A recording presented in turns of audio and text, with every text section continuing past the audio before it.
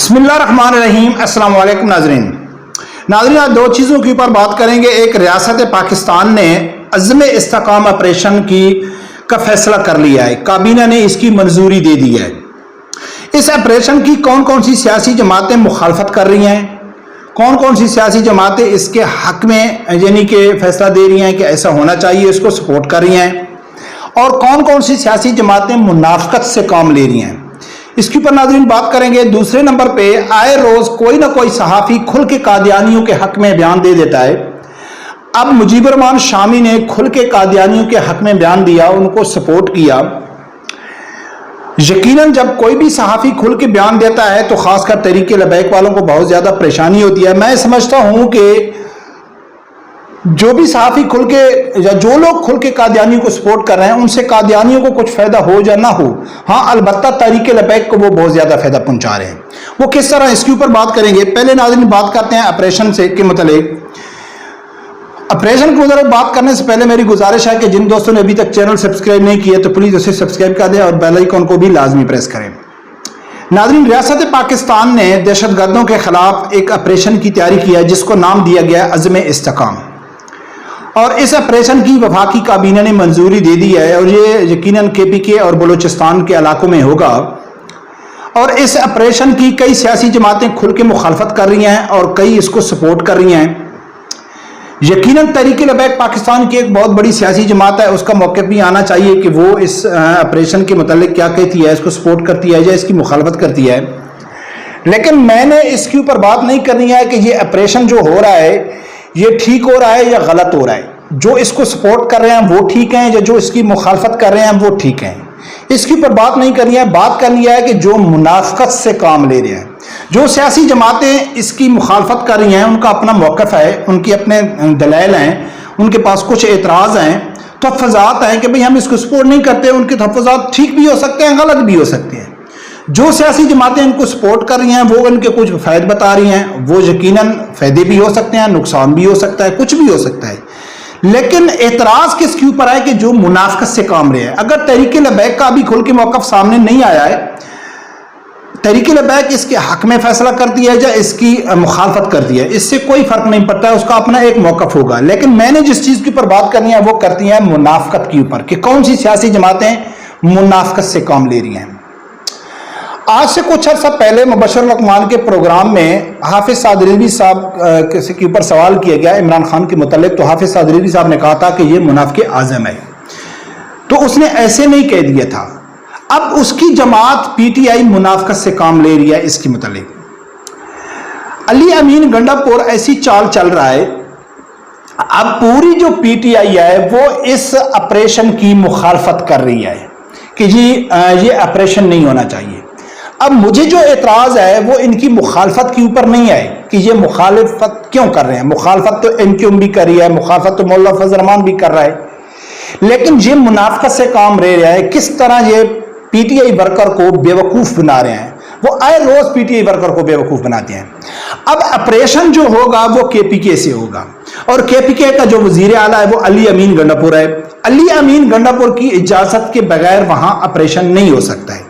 अब इस कमेटी में अली अमीन गंडापुर ने इस ऑपरेशन की हमायत की, बल्कि उसके हक करने की इजाज़त में दस्तखत कर दिए हैं कि आप ऑपरेशन कर सकते हैं। लेकिन पूरी जो PTI है वो इसके मुखालिफ खड़ी हो गई कि हम इस ऑपरेशन को सपोर्ट नहीं कर रहे। यानी कि PTI की जो हुकूमत है जिस सूबे में जिसमें ऑपरेशन हो रहा है वो उसको सपोर्ट कर रही है, उसको इजाज़त दे रही है, और जो पूरी पार्टी है वो इसकी मुखालफत कर रही है। तो इसको क्या कहते हैं, ये सबसे बड़ी मुनाफकत है।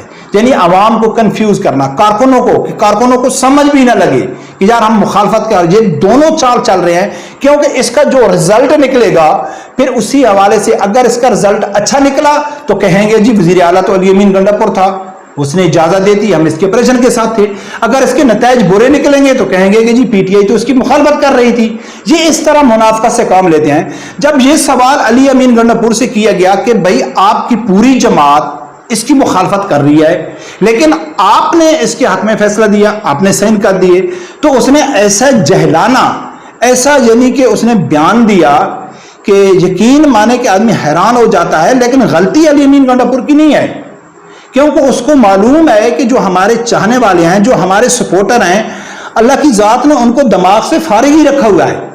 अली अमीन गंडापुर कहता है कि एपिस कमेटी में जब ये फैसला हुआ तो मेरे सामने अज़्म इस्तेकाम का नाम लिया गया, ऑपरेशन का नाम नहीं लिया गया। मेरे कानों तक ऑपरेशन की बात नहीं पहुंची, ना आगे से ना पीछे से। तो अज़्म इस्तेकाम तो मैंने साइन कर दिए। अब ये कौन सा जवाब है कि एक कमेटी फैसला कर रही है, पूरा मीडिया दिखा रहा है कि ऑपरेशन हो रहा है, किसके खिलाफ, दहशत गर्दों के खिलाफ हो रहा है, और केपी के वजीर आला का से इजाजत के लिए उसके बगैर कोई ऑपरेशन हो नहीं सकता है। वहां कमेटी बैठी हुई है और वहां अली अमीन गंडापुर साहब कहते हैं कि मुझे ये मालूम नहीं था जब मैं साइन कर रहा था कि भाई ये यानी कि ऑपरेशन की बात हो रही है या अज़्म इस्तेकाम की बात हो रही है। बरकम नाज़रीन, ये इस तरह मुनाफकत से काम लेते हैं।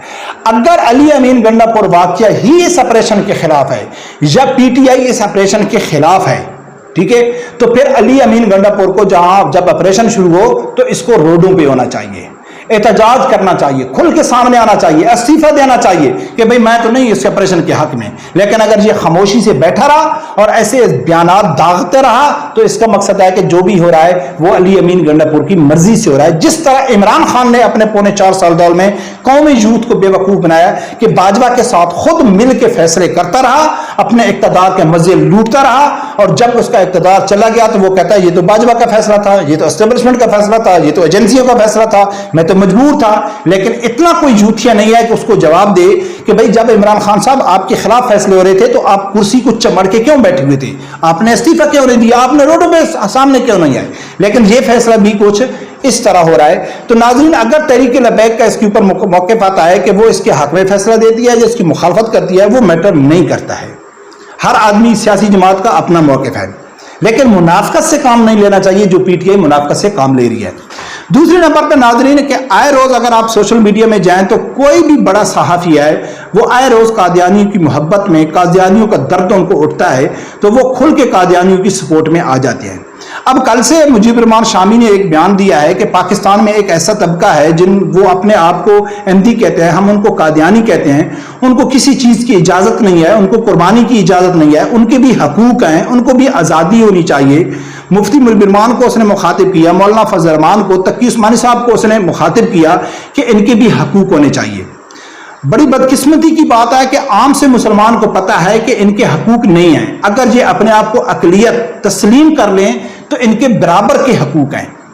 अब कुर्बानी की बात है या इनकी मस्जिद हो गई जिनकी इबादत का है, या अपने आप को मस्जिद वो कहते हैं, या कुर्बानी हो गई, या कोई भी चीज़ के ऊपर जब ये कहते हैं, अगर फॉर एग्जाम्पल एक सिख खड़ा हो जाता है, वो कहता है कि मैं कुर्बानी करता हूं, तो क्या उसको इजाज़त दी जाएगी?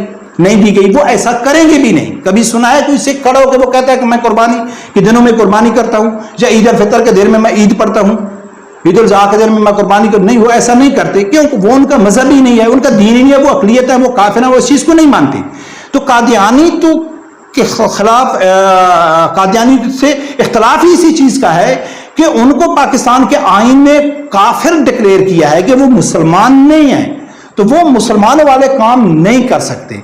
लेकिन जो भी सहाफ़ी उठता है तो वो कादियानियों के दर्द में, कादियानियों के हक में बयान देता है, जिससे तहरीक लबैक की सोशल मीडिया टीम, तहरीक लबैक के कारकुन काफ़ी एक्टिव हो जाते हैं सोशल मीडिया के ऊपर। नाज़रीन, मैं समझता हूँ कि इससे कादियानियों को तो कुछ फ़ायदा नहीं होगा। बड़े बड़े सहाफ़ी आए, बड़ी बड़ी कोशिश की गई कादियानियों के सपोर्ट में, और ख़ासकर जो ये जो कानून है उसको तब्दील करने की कोशिश की गई, जो कादियानी को काफिर करा दिया गया था, लेकिन अल्हम्दुलिल्लाह कोई भी कामयाब नहीं हुआ।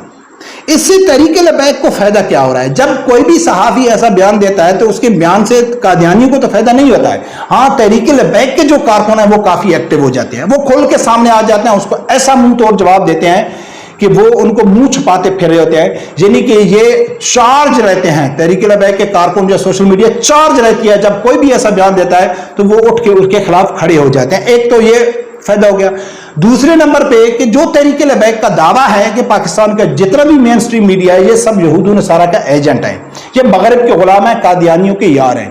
तो अब जो सहाफ़ी मुंह से यानी कि अपने आप को जहर करता है, इसने 70 साल में जहर कर दिया कि मैं एक कादियानी सपोर्टर हूं, हो सकता है ये कादियानी भी हो, लेकिन जो कादियानी को सपोर्ट कर रहा है, 70 साल की उम्र में वो उसने अपने आप को एक्सपोर्ट कर दिया कि मैं तो एक कादियानी को सपोर्टर हूं।